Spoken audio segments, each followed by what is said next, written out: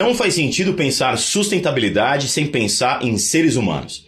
Quando a gente fala uma frase como essa, 3 letrinhas vêm à nossa cabeça quando a gente fala do mundo corporativo. ESG. São questões voltadas para a questão ambiental, para a questão social e para a governança. Todo mundo conhece ou pelo menos já ouviu falar. Mas de que forma a ESG se aplica a essa realidade das empresas? De que forma se aplica às realidades humanas, tanto no que diz respeito aos colaboradores de uma empresa como aos clientes de uma empresa? Como é que a gente consegue praticar o ESG e as empresas se manterem, as empresas conseguirem gerar resultado financeiro? Essa equação, por mais simples na teoria que possa parecer, aliás, talvez nem na teoria seja tão simples assim, mas em especial na prática, como é que faz uma empresa para levar em conta todas essas questões e ao mesmo tempo ser sustentável financeiramente?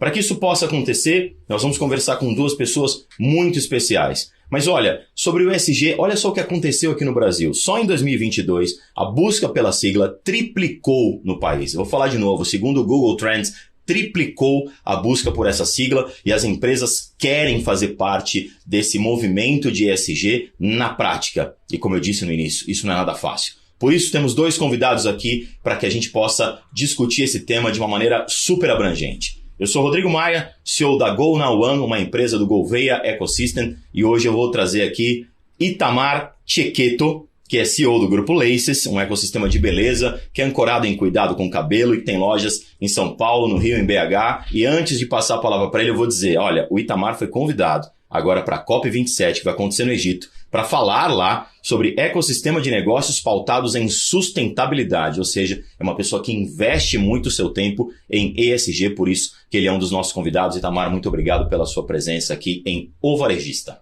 Obrigado, Rodrigo. Prazer estar com você.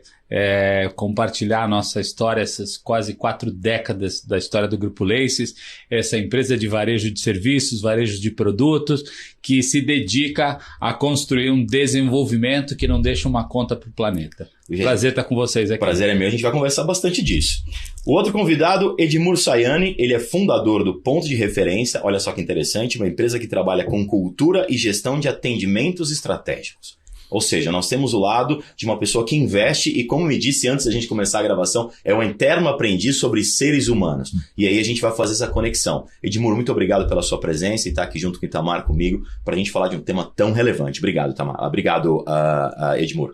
A honra é minha, eu tive muito prazer de receber o teu convite, depois eu entrei no perfil do Itamar, já fiquei curioso para aprender as coisas que ele sabe, porque ele é um cara muito profundo, e eu vim aqui falar sobre essa história a gente fala de seres humanos, mas na verdade, a coisa com a qual a gente tem mais que se preocupar, relações humanas, porque o ser humano, o indivíduo, a gente até conhece bem, mas a relação entre um e outro é a coisa mais sustentável que tem, se ela existir, a molécula, o átomo mais diminuto da sustentabilidade são as relações humanas, 1 a 1. Então, acho que a gente pode discutir bastante coisa aqui e eu tenho certeza absoluta que mais do que discutir, eu vou aprender bastante. Olha, já vou pegar esse gancho maravilhoso do Edmur, Itamar, para falar sobre isso, Eu comecei aqui o episódio de hoje falando essa frase que não faz sentido pensar sustentabilidade sem pensar em ser humano, que conversamos aqui antes a respeito.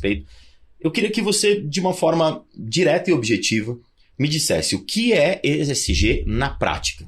Porque veja, quando a gente fala governança, quando a gente fala ambiental, quando a gente fala social, ou pela ordem ambiental, social e governança, as pessoas às vezes não entendem o que é isso na prática. De uma forma direta e bem objetiva, o que é na prática ESG dentro das empresas? Bom, Rodrigo, Edmur, prazer estar novamente aqui falando.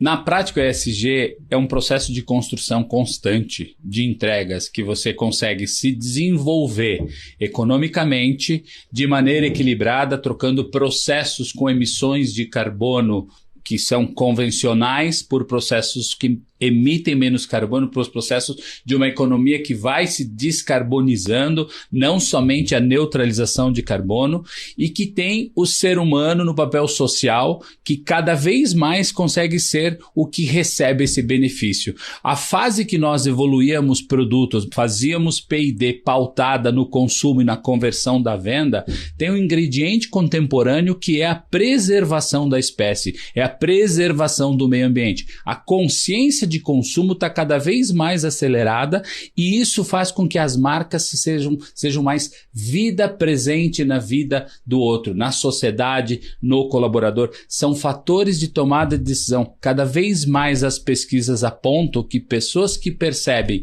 o semblante de ESG no entorno das marcas, nas entregas dos produtos, têm um fator de pagar um ticket médio maior, pagar um preço mais elevado, e isso é desenvolvimento responsável, não é só sustentável. Então, é isso que a gente busca. E a governança é premissa. Independente de E, independente do S, a premissa da governança sempre existiu e sempre deverá existir. Pensando nisso, Edmur, para a gente continuar essa introdução que a gente está fazendo, eu já vou para algumas provocações, qual que é a relação que existe entre, como você mesmo chamou, as relações humanas com o ESG? Com tudo que ele falou, eu já consigo intuir algumas coisas, mas eu trouxe você aqui para a gente falar sobre isso. Quando a gente pensa em ESG e nessas relações humanas que você pontuou, como isso se aplica dentro de uma empresa? Antes de mais nada, eu queria dizer que o Itamar, eu penso na Patagônia, eu penso Perfeito. Na Warby Parker, e o Itamar, para mim, virou, depois que eu conheci, e infelizmente eu não conhecia, um cara da nova geração de marcas. As marcas que eram sustentáveis agora têm a obrigação de serem ativistas, né? Como se diz por aí, não basta você ser apenas um cara que respeita racismo, essas coisas todas. Você tem que ser um cara que não admita que alguém respeite racismo. E o Itamar indo para o Egito, ele é um cara das novas marcas, que são marcas ativistas. Ponto. Dentro do S, né, apareceu uma outra sigla que virou muito importante, DEI mais P. Diversidade, equidade e inclusão, mais pertencimento.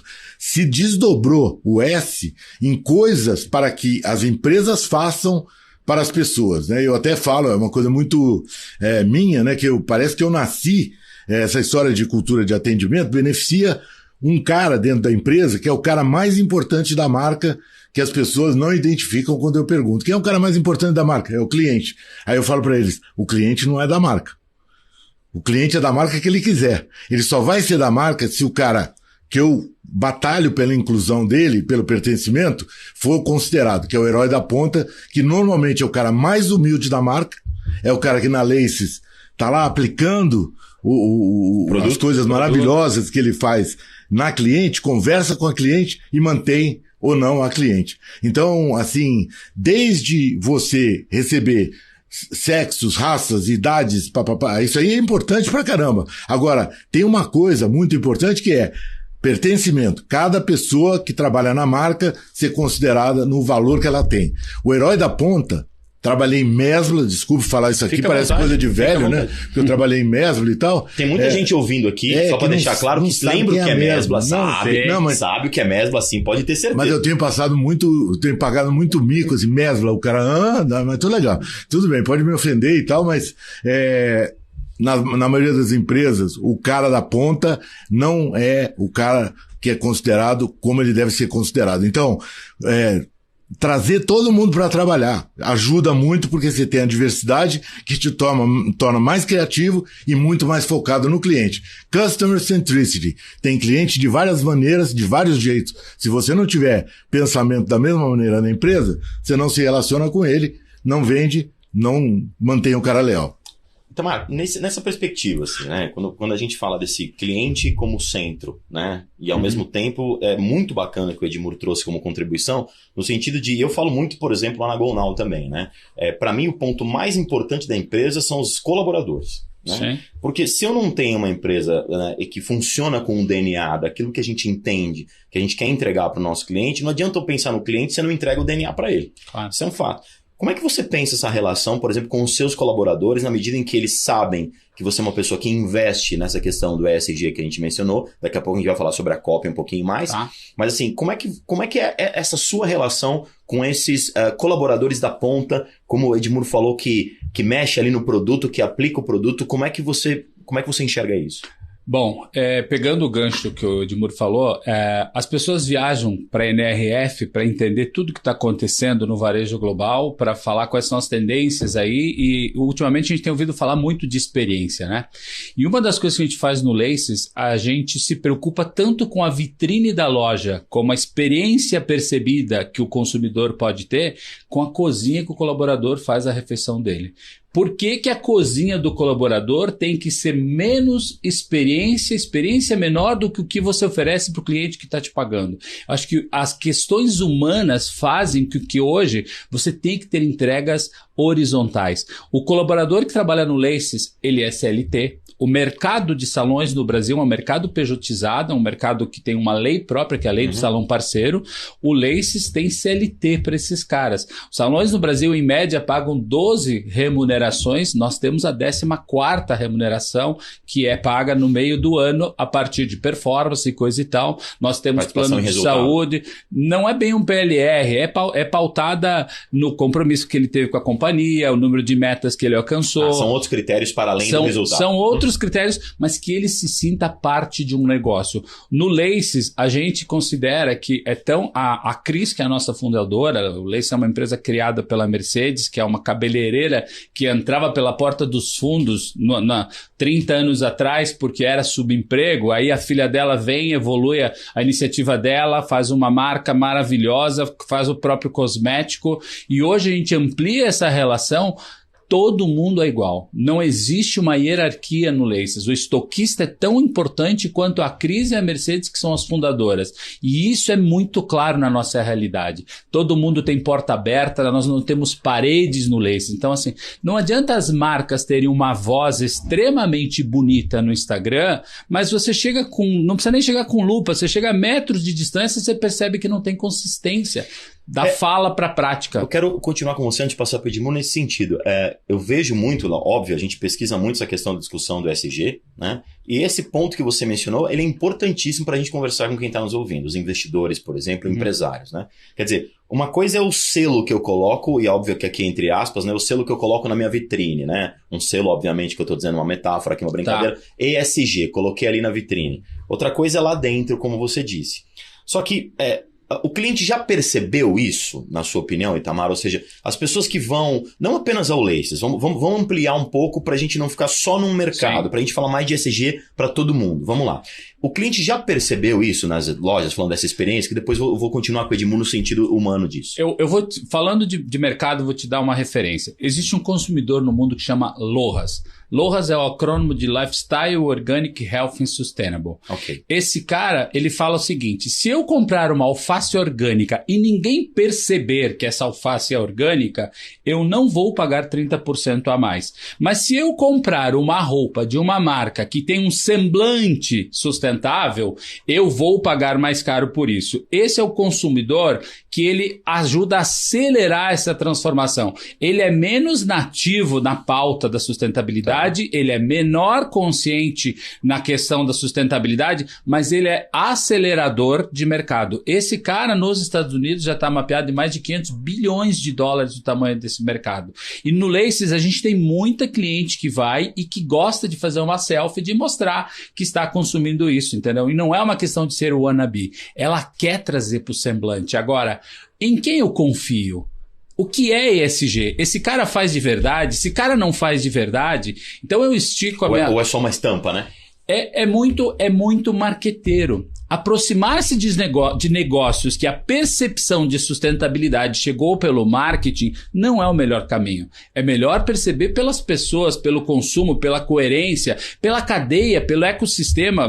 Não tem mais como ser enganado em 2022, com tanta informação transparente em cima da mesa, de uma marca ter uma fala e uma prática diferente. Rapidamente o cliente percebe isso, né? Absolutamente. Percebe, estimula e te provoca a você evoluir mais. Uma questão importante, a melhor notícia da questão de sustentabilidade, ESG, é que é um caminho igual uma catraca. Você passou por essa catraca, você não volta mais. A marca vai virar refém de evoluir cada vez mais mostrando o que ela pratica. Por isso que eu falo, comece com 1%. Comece com a coisa mais simples que você possa imaginar. E vai buscando essa evolução. Daqui a 5, 10 anos você vai ter uma coisa extremamente sólida. É assim que a gente faz. Edmur, pensando nisso, quando você menciona essa questão humana que a gente está colocando tanto aqui, e aí a gente entende assim, né? Então, as empresas entregam um selo, mas o cliente já percebe, caso seja apenas um selo, que isso não acontece muito. Você acha que isso já vinha numa velocidade grande antes da pandemia? E aí a pandemia, e eu estou chamando a pandemia para todo mundo deixar claro esses 2 anos mais severos, né? A gente sabe que ainda tem muita coisa para a gente se cuidar, então não estou entrando no mérito sanitário, só estou dizendo 2 anos muito intensos ali, de lojas fechadas, etc. Minha pergunta para você é o seguinte: essa questão da sustentabilidade ela já vinha caminhando a passos largos, né? A pandemia acelerou tudo isso, e o ser humano ganhou ainda mais relevância no sentido humano, que é o que você falou das relações humanas, e isso tem a ver com o que o Itamar falou. Como é que você enxerga esse cenário, pensando nessas multi-experiências até das lojas físicas? Me contenho, às vezes, para não entrar na conversa do Itamar, porque a conversa dele é muito animada, né? E o cliente dele, bom, né? O cliente dele paga pelo que ele faz. Tem uma coisa de branding, e virou ESG, que é assim, o que eu faço versus o que eu prometo, tá certo? Eu sempre falo, o cliente em on, você tem que estar em off, ouvir, fazer e falar. E se você fizer muito bem, quem fala é o cliente. Não precisa você falar, você gera reputação. A palavra reputação, eu vou falar uma coisa aqui, depois se você quiser você corta, né? Mas é assim, em São Paulo, onde a gente tá, a palavra entre o re e o são, que é puta, não é palavrão. É advérbio de intensidade. O que é reputação? Putas ações repetidas. Tá certo? Ou seja, enormes... maravilhosas ações repetidas. Ou não. Ações mal feitas, tá? Então, a pirâmide, que era assim, o dono em cima, pisando nos de baixo, virou pro cliente, tá certo? Virou pro cliente, agora virou nuvem. Na pandemia, acabou o empregado. Sim. O que o Itamar falou, todo mundo é igual, todo mundo, o cara lá na ponta percebe que tem alguma coisa errada com a empresa, ele levanta a mão e fala, tem que mudar. E o Itamar, no dia que ele vai à loja e tiver caixa para ser empilhada, ele carrega a caixa sem o menor isso prurido. Isso tem a ver, por exemplo, com o que se chama de gestão horizontal? Sim, senhor. Não existe mais uma gestão vertical. Você colocou nuvem, né? Nuvem. O cara vai para cá, para lá, para cá, para lá, sem ninguém ter problema. Tem a voz do cliente, que vem através dos caras da ponta, tá certo? Que eles trazem a cara da ponta. Na empresa, você tem estrutura, você cria um ambiente maravilhoso, que inspira atitude, que inspira atendimento, que para algumas pessoas atendimento é uma palavra menos importante, só que eu falo assim, atendimento é tratar bem o outro. Isso é o fundamento de um mundo melhor. Tratar bem o outro é o fundamento de um mundo melhor. Então, tudo que o Itamar falou, que uma empresa faz, e a dele, cara, eu tô cada vez mais admirado e admirando, é assim, é criar um ambiente maravilhoso. Daí pra frente, você inspira nos líderes atitudes maravilhosas e eles, através do exemplo, inspiram as pessoas que estão lá, né? Dividindo o cabelo para fazer a coloração e tudo mais, a atender bem e fazer aquilo com carinho. É uma equação extremamente simples. Depois a gente pode falar disso. Eu falo que são 4 R's, né? Depois a gente fala disso. Mas assim, é meramente você entender que o próximo, em Pedra no Lago, desde o cara que trabalha contigo até a comunidade próxima, até o mundo, merece uma atenção melhor. O cliente paga a mais por isso depois que ele identifica a sua verdade em fazer aquilo. Eu quero citar esse ponto do pagar, Itamar, e aí, claro, completa o que o Edmur estava falando, mas só com uma provocação a mais. Com certeza tem muita gente ouvindo a gente, e aí eu tenho que tomar essa posição de ser um pouquinho a pessoa que provoca nesse sentido, né? Então, pode ser que tenha muita gente ouvindo a gente falando assim, poxa, muito bonito o Itamar falar tudo isso. Mas a minha empresa, por exemplo, seja ela pequena, média, grande ou gigante, não estou entrando nesse mérito. Mas a empresa, para eu fazer tudo isso, eu vou ter que cobrar mais, como você falou, paga 30% a mais. Numa concorrência absurda que eu passo no cenário do varejo, se eu cobro 10, 15, 20, 30% a mais, poxa, eu estou fadado a um risco enorme de não conseguir bater de frente com a concorrência e perder. Onde mora esse equilíbrio / desequilíbrio? E aí eu tô passando a bola da provocação para você de cobrar a mais, perder clientes, ou cobrar a mais por uma certa razão, ganhar clientes, na medida em que a gente tem um cenário no Brasil para alguns varejistas em que as pessoas estão sem dinheiro, às vezes, para consumir, e ele precisa oferecer, às vezes, crédito para conseguir vender. Você entende essa equação, Itamar? Eu quero tentar sair do mundo ideal, tentar chegar no mundo real e aproximar. É possível essa aproximação? Como eu passo da catraca. Mais ou menos isso. Você está falando isso. Como eu passo da catraca. Eu tenho alguns exemplos, acho que é muito bom poder pontuar o que está acontecendo. Ainda no gancho do que o Edmur falou, acho importante assim, a questão de ESG, a gente consegue fazer isso no Laces, que é um mercado de beleza, que é um mercado pautado em muitos profissionais repletos de ego, vaidade, ok? Uhum. Que eu resumo todos dizendo o seguinte, né? E se aplica para qualquer organização, o seguinte, o ESG faz você trocar o eu pelo nós. Tá. A diferença entre eu e nós é pensar no próximo, é cuidar do próximo, e o encontro disso nas métricas, na matriz energética, nas iniciativas sociais, isso dá a liga para você fazer esse movimento do eu pro nós. A cultura organizacional entra em ebulição quando você consegue fazer esse movimento. Okay. Respondendo a sua pergunta, a questão de levar isso na prática gerando valor não está vinculado a ESG. Ela está vinculada à tua proposta de valor do que você faz. Se não existisse a preocupação de ESG e você não conseguisse, uma loja Laces tem uma matriz energética, a gente lava cabelo com água da chuva, entendeu? A gente tem fotovoltaica, a gente tem tubo-luz, teto retrátil, mais de 800 plantas, ou seja, uma loja muito custa, chique, tem um capex chique. nas lojas que a gente tem mais boutique, o capex de uma loja dessa custa 2 milhões de reais. Se eu invisto 2 milhões de reais numa loja e a cliente não percebe por que custa a mais um tratamento ali, o IPTU mais caro, as plantas que estão ali, a vivência da casa da segunda residência. Eu faço um espaço para que ela se sinta na casa da praia dela, na casa da montanha, da casa que ela quer alugar no Airbnb. Essa entrega de valor é o que vai fazer sentido. Depois disso é que aí vem o ESG.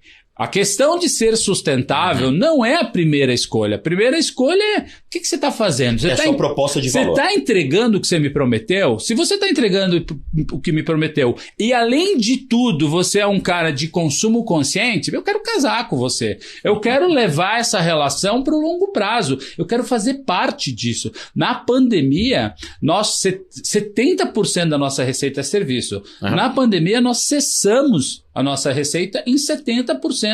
Nós ligávamos para clientes fiéis, oferecendo pacotes para consumir depois, e a gente conseguiu vender o equivalente a 1 mês de folha de pagamento. Isso é credibilidade. Isso é ecossistema. Isso é dizer o seguinte, eu quero cuidar de você, porque a gente cuida dela. Então, eu não sei se eu fui prolixo na resposta, mas... Eu entendi a sua resposta, mas na provocação, até passando um pouco por Edmur, nessa divisão aqui do que a gente está falando, assim, eu entendo e eu sigo na provocação, porque a minha função é fazer essa um pouquinho, né? Claro. Mas assim, quando a gente pensa numa realidade como a sua, como proposta de valor, eu quero dizer, Sim. e a gente pensa uma proposta de valor de um varejista que vende, por exemplo, eletrodomésticos. Vamos colocar aqui uma loja, seja ela qual for, aqui é a Rodrigo Maia Eletrodomésticos. Pronto. Tá bom. Vendeu eletrodomésticos. Dentro da minha proposta de valor, a minha pergunta, Edmur, e aí depois eu vou continuar contigo nessa resposta.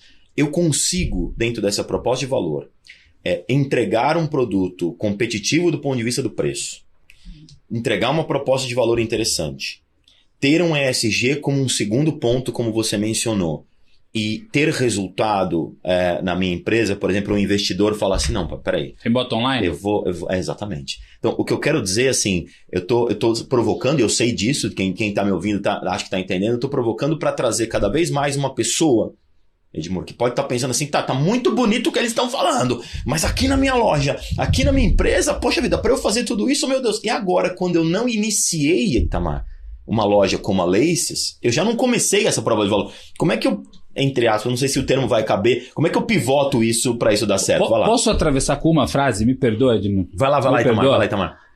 As nossas falhas que impactam o bottom line não é mato alto de ESG, é falha de governança. É falha de gestão. O mato alto da diferença de bottom line não é a conta da matriz energética. É a falta de governança. Comida de bola na gestão. É simples assim. Vai lá, Edmur. O Itamar tem algumas coisas que são muito importantes a gente colocar aqui, né? Varejo é o negócio mais difícil de todos que você possa imaginar. O Warren Buffett, em 1995, no livro anual dele, no anuário dele, ele dizia assim, eu não invisto em varejo. Eu não invisto em varejo. Varejo, Warren Buffett, tá? Entendeu? O cara que sabe... Não é, a gente tá falando de qualquer coisa. Né? Ele falou, varejo, ele bota a loja, no shopping tem uma loja do lado que imita o que ele faz. O cliente é estado a experimentar várias lojas. Então, começa pela dificuldade de varejo. O cara que é bom varejista, agrega valor, 80, 15, 5. Isso aqui é Joe Siegel, que me ensinou isso, um cara que era consultor da Nova York, nessas idas ao NRF, eu conheci esse cara, 80, 15, 5. 80% de básico, 15% de tendência e 5% de doideira. Na tua empresa, os 5% de doideira são são as coisas que vão fazer o cliente ir à sua loja. Você agrega valor no básico, né, que é uma coisa repetida, porém o cliente que vai muito à sua loja, ele não quer só aquilo. Você tem que dar oferta nova para ele, 15%. E os 5% é o que vai para a vitrine e hoje é o que viraliza. Tá certo? Você tem que pensar hoje. Antigamente era o que ia para a vitrine. O McDonald's faz isso perfeitamente bem. Cardápio especial e McLanche feliz. Ele faz o cliente ir lá. Se você consegue ter valor agregado, vai com o Itamar e faz assim, investe 5% em coisa sustentável. Não precisa migrar todo o teu negócio para sustentável. Entendi. Aprende a fazer aquilo, viabiliza aquilo. Com escala, aquilo vai baratear. Porque no começo, quando você investe nisso... Até para já você continuar, era exatamente essa, a questão da escala. Como é que entra nisso? Porque no começo, você vai aplicar numa loja, né? E hoje em dia, com a história do ágil, com a história do piloto, você aplica numa loja, mede o cliente e tal, e vai embora. E aí vai migrando aos poucos com as coisas conscientes que você pode fazer cada vez mais, que é uma coisa importante a beça, não parar de fazer, porque tudo é relacionado. Catraca, depois que você parou de fazer, o cliente te demanda. Isso. E aí você vai aprendendo. Tem uma coisa que ele faz, que tem a ver com uma história da Fabi, que é a esposa do Fred Alecrim, que é uma personagem do mundo aí da beleza, que ela criou um negócio que você economiza em coloração. É uma medição do cabelo para você não usar mais tinta do que... Isso aí é retorno de investimento para você direto. E aí você tem essa história de não usar mais. Ou seja, há alternativas aí, que vocês estão respondendo, para que você consiga botar de pé o negócio, enfrentar a concorrência, ter um negócio associado, por exemplo, ao ESG, mesmo que seja no início 1%, e trabalhando isso para... Pode continuar. Vou fazer uma analogia contigo. Vai lá. Eu quero formalizar meu negócio 100%. Dá para fazer de uma vez? Não dá para fazer de uma vez. Não dá. E aí, eu quero ser ESG. Dá para fazer de uma vez? Não dá para fazer de uma vez. Tudo no varejo tem que ser feito muito pensado e muito com cuidado, mas sem parar. Tá certo? E eu aprendi, quer dizer, a Laces hoje, você olha, tá linda. Começou pensando, começou medindo, começou avaliando. E hoje, é claro que eles criaram primeiro, um valor agregado que a cliente hoje já reconhece, já tem reputação e paga mais, e aí é fácil, a partir desse momento, você trazer mais cliente por boca a boca. Eu quero trazer três pontos aqui. Primeiro deles, quero falar sobre o payback de uma matriz energética, tá? Ótimo. Então vamos pensar no seguinte, quando a gente vai fazer uma loja como a de Moema, que a gente... tem a matriz mais sofisticada, provavelmente, essa loja saiu como a loja mais sustentável do Brasil, o salão mais sustentável do Brasil. A gente, quando fez essa loja, eu tive que bater na porta de um cara que faz estação de tratamento. Ela nasceu no ápice da crise hídrica de São Paulo em 2014. Então, como é que eu vou fazer um negócio que eu tenho um ticket médio de 1.100, 1.200 para gastar mais água para as pessoas ficarem mais bonitas? Não é sensato isso. Então, eu falei, preciso de uma solução que mitigue a pegada hídrica. Foi num cara que fazia estação de tratamento para presídio, para hospitais. Tá. Esses projetos custam 5, 10, 15 milhões. Para fazer para um salão custa 20 mil. Então, o cara não tem motivação para fazer um projeto de 20 mil. Uma coisa, ele depende de um esforço. E aí você empreende isso, porque é a sua vida. E você entra no cérebro do cara e fala, vem cá, esse mercado tem 1 milhão de salões, isso, aquilo e tal, você pode descobrir um novo nicho. Então, existe essa motivação de querer que você faça uma mudança no setor. Essa é uma questão. O payback da matriz energética de Moema, pelo tamanho de empresa que nós somos, que é uma empresa média, é saudável que seja um payback de 3 anos e meio, qualquer investimento feito naquela loja. A matriz energética vai se pagar em 7 a 8 anos. Por que eu vou ter payback de 7 anos uma matriz energética se a lógica de caixa tem que ser de 3 anos? Porque é fundamental na minha filosofia de business. Essa é a sensatez, coerência que tem que ter. Segundo ponto que eu quero voltar à pergunta anterior, tá? Quando a gente fala da matriz energética do Laces, isso aquilo que tem um ticket médio de 1.100, 1.200, isso aquilo, a gente criou um projeto recentemente chamado Bioma. O Bioma a gente converte salões convencionais na matriz energética que o Laces tem, no mix de cosmetologia moderna que o Laces tem, e esse cara passa a ser um ator do que a gente chama de sustentabilidade de integração. Então, se quer virar a chave do teu business, eu tenho um negócio para você aqui. Para de usar as marcas que tem que pegar produtos aqui de matéria-prima da biodiversidade brasileira, levar para a Alemanha, França, Estados Unidos, e volta com valor agregado, emite carbono para ir, emite carbono para voltar, e a gente paga esse valor agregado porque a marca tem prestígio. Vamos consumir o que é daqui, tá? Tô fazendo meu ladinho vendedor agora. Claro. E aí eu quero dizer para você o seguinte, esses salões, o Laces tem ticket médio de 1.100, 1.200. Esses salões já são 15, nós abrimos o primeiro, convertemos o primeiro menos de um ano atrás. Esses caras têm ticket médio de R$400. Ticket médio de R$300. Nós convertemos um mês atrás, fica preparado porque eu vou falar agora. Há um mês atrás nós convertemos um salão dentro do Fazenda Boa Vista, dentro do Fazano, porque enxerga tudo que nós temos de semblante sustentável, valor agregado de marca, e vamos inaugurar daqui a 2 dias, dentro de Paraisópolis, um salão convertido. Eu fico arrepiado. Dentro de Paraisópolis? Por quê? Qual é o fio condutor de você pegar o metro quadrado mais sofisticado e caro que existe no Brasil hoje, que é do Fazenda Boa Vista, e também ser aceito lá em Paraisópolis? A viabilidade de ticket média de cada negócio. O fio condutor que permite isso é sustentabilidade. Isso é maravilhoso. Nenhuma marca para em pé em diferenças sociais exclusoras, às vezes tão grandes, se você não souber fazer isso. A sustentabilidade autoriza isso, porque nós hoje vivemos a inclusão, a liberdade de escolha. Luxo hoje não é diferença de preço, luxo hoje é inclusão, é democracia de consumo. Olha que legal que você está falando. Pode isso completar, é Edmor. Pode completar antes de eu falar, vai lá. Não, eu só queria... Teve um ponto que você falou aí, que na minha vida, de convencer as pessoas de que investir em gente é importante. Lembra? Eu tô numa fase anterior, tá? Investir em gente dentro da empresa é importante. Eu tenho o IGP, Interesse Genuíno em Pessoas. Quando eu vou fazer um trabalho com alguém que quer cultura, eu olho pro cara e falo assim, eu testo se ele tem IGP, tá certo? Nós não vamos convencer investidores que não têm interesse no mundo a investir no mundo. Nós vamos ter que pegar a curva de Gauss, tá certo? 25% nunca vão investir. Esses aqui estão pensando, e tem os 25%, Itamares à vida, a Cris, o pessoal que investiu lá, que são os caras que genuinamente vão começar a construir esse mundo, tá certo?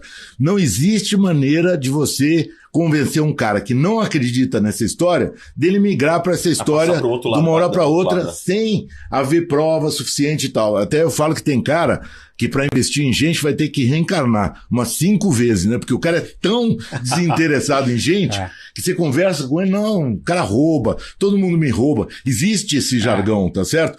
A resistência a investimento existe, tanto em qualquer inovação, tá certo?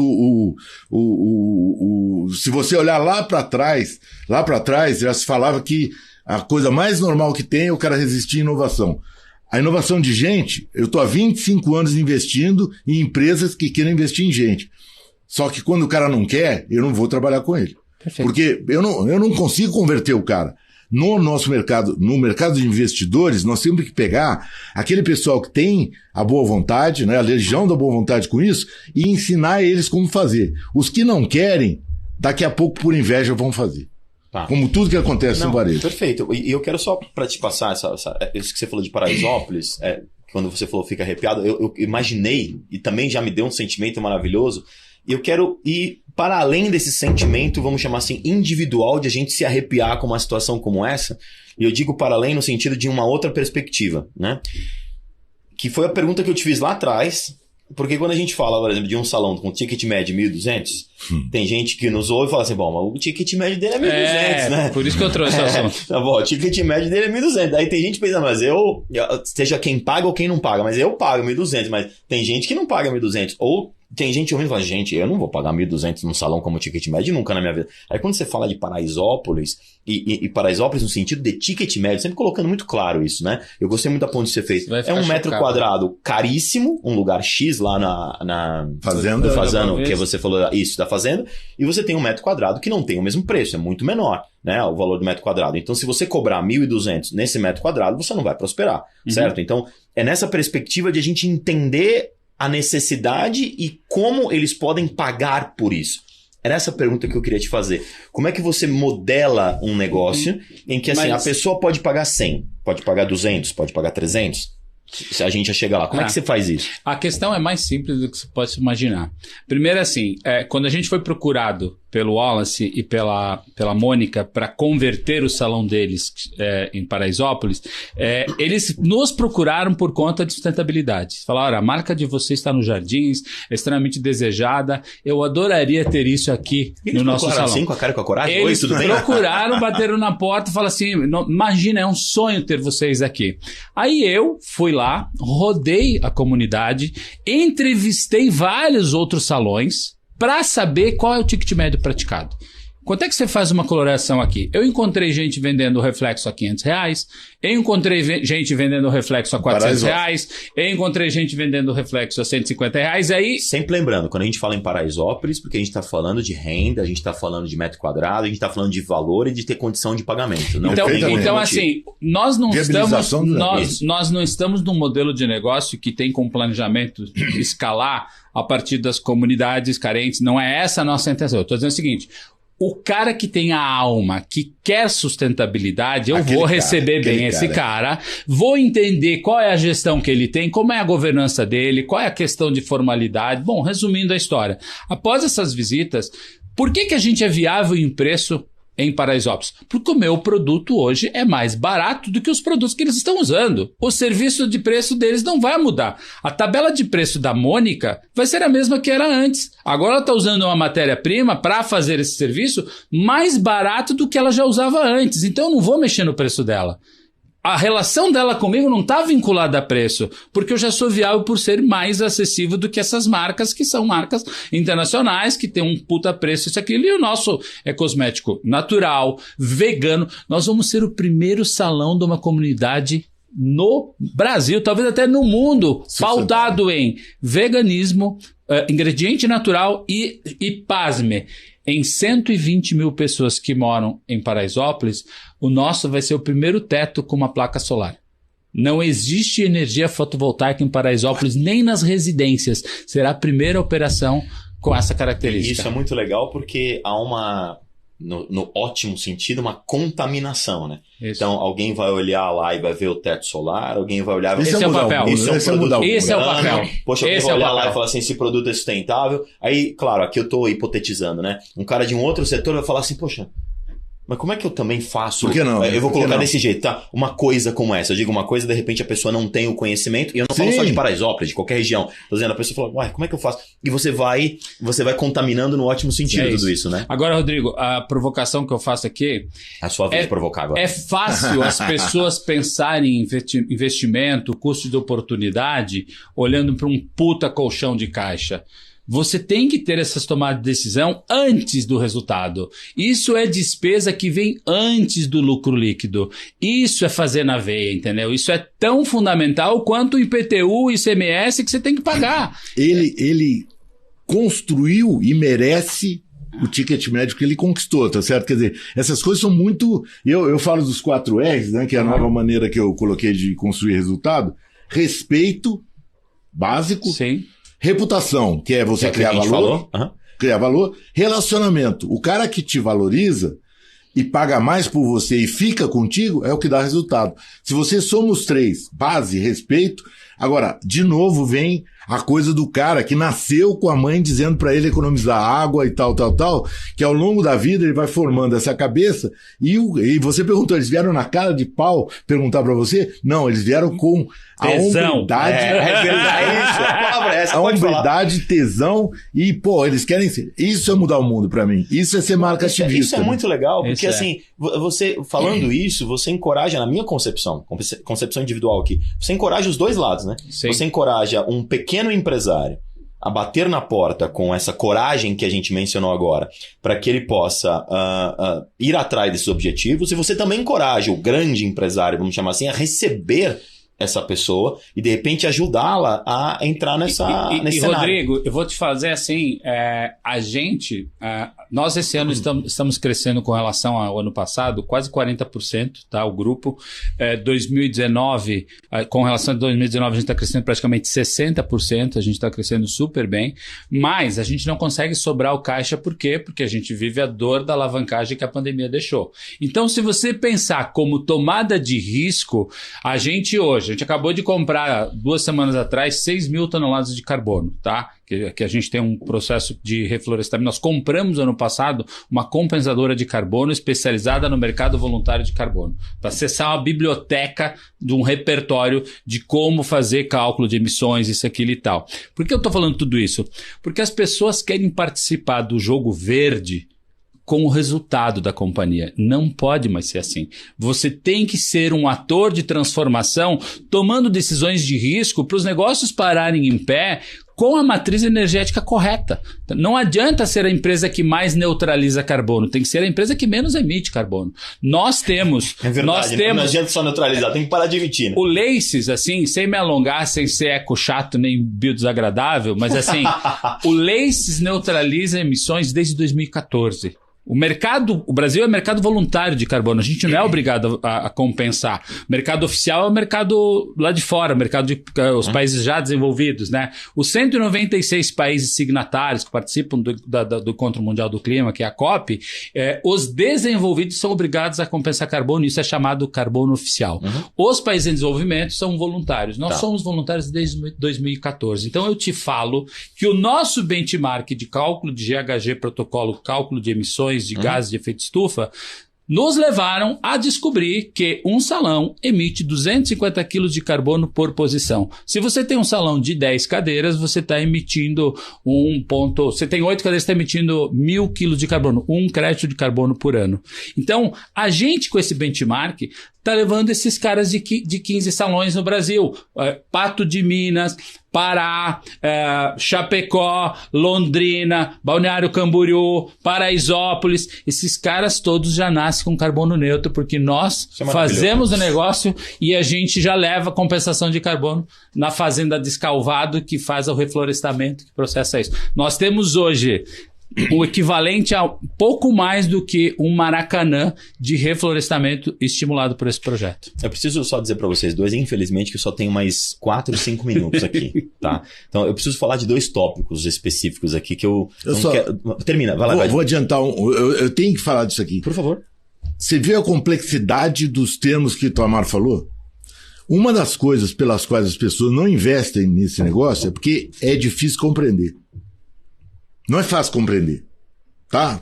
A explicação de tudo, né? O cara quando é investidor com KPI normal, KPI de investidor normal, uma das dificuldades que ele tem para investir é conhecer, porque o cara ele tem muito mais confiança nas coisas que ele já conhece. Claro. Conhecer o novo, a explicação carbono, eu não entendo metade do que o Itamar falou em relação a essas coisas de crédito de carbono. Exatamente. Isso tem que ser mais difundido, isso tem que ser mais trabalhado. Eu posso descomplicar, se você me permitir, tá? Que é rápido, é o seguinte. As pessoas que são especialistas em sustentabilidade, a maior parte das pessoas que são especialistas em sustentabilidade, contam histórias de empresas boutique e vendem horas para empresas multinacionais, e aí não tem mais repertório para os pequenos como nós. Então, é mais fácil do que se imagina, entendeu? Tipo, não precisa ser técnico para tal. Não precisa ser um engenheiro ambiental. Compensar carbono é barato, entendeu? Formalidade, não ter nenhum tipo de trabalho. Pensa, a premissa de ESG é fair trade, comércio justo. Pratique comércio justo, que você vai neutralizar carbono, você vai se preocupar com pegada hídrica. Todas essas coisas andam junto. Eu não acredito numa consultoria que é o que vai fazer um turnaround do seu semblante verde, entendeu? Eu acredito no turnaround do não fazer soul washing, social washing, nem greenwashing. É isso que precisa se preocupar. Eu só tenho mais 2 minutos para dizer para vocês assim... Queimamos 2, né? Imagina, não tem problema. Você vê que já passaram quase 45, já não, 45 minutos aqui. Quero dizer para vocês assim, os investidores estão nos ouvindo, né? Aqui na BMC News a gente tem muito investidor e empresário nos ouvindo. Queria que vocês falassem, um por vez, obviamente, 1 minuto, 1 minutinho e meio que a gente tem ainda para cada um, sobre essa questão do investimento. Por que investir em empresas que sejam, não que tenham selo ESG, que vivam o ESG, e como que ele que está nos ouvindo agora, investidor, realmente pode confiar em investir em empresas como essa? Porque ele precisa checar se a empresa faz mesmo. Isso é uma coisa consistente. Como você falou da questão da catraca, achei muito legal, né? Então, dá para passar essa catraca agora já? As empresas no Brasil estão preparadas para que os investidores passem essa catraca nesse sentido? O que vocês dois têm a dizer sobre isso, começando pelo Edmundo? Obrigado. Porque o Itamar vai falar muito mais que eu sobre isso. É uma coisa importante, Abessa, que eu tenho dito há muito tempo, assim, os KPIs pelos quais o investidor avalia uma empresa, o valuation de uma empresa. Eu lembro quando a HP comprou a Compaq tinha uma péssima reputação quebrou o computador, nunca mais o cliente compra a Compaq, de tão ruim que era a assistência técnica. Leva a história do valor agregado, da competência no produto para ESG. Antigamente, ninguém pensava em reputação, só pensava no que vendia, quantas vezes vendia, multiplica por tanto e vai lá. Hoje em dia, a maior transformação que aconteceu, o cliente não tolera mais quem tem descaso com o mundo. Só que ele passou para um outro ponto. Ele começou a cobrar que o descaso com o mundo se transforme em evitar coisas que atrapalham o mundo. Não basta você simplesmente parar de fazer coisas hoje, você tem que fazer coisas que melhorem o mundo hoje para poder funcionar. Isso aí virou um valor da sociedade, um valor do consumidor. A pessoa mais humilde, Paraisópolis, já valoriza isso. O cara sabe que isso tem valor. Então, o investidor tem que mudar o KPI dele. Os crentes, né, os caras que a gente fala que são crentes e acreditam nisso aí, vão começar a investir nesse negócio, vão perceber o quanto que ele gera valor, e aí, a partir daí, as coisas vão mudar e vai se espalhar essa coisa de ter... Antigamente, não tinha empresa, DRE era um ponto importante, não sei o que era um ponto importante. As coisas de ESG e D mais P vão se tornar fatores fundamentais para o sucesso do negócio. E os investidores vão começar a pensar nisso aí. Não tem como, hoje em dia, você tratar mal as pessoas, você tratar mal o mundo. Começa pelo tratar mal as pessoas. Para de tratar mal as pessoas, passa a tratar bem, faz a pedra no lago. Começa por tratar bem as pessoas que trabalham com você e espalha isso para a comunidade no teu entorno e se dê o mundo.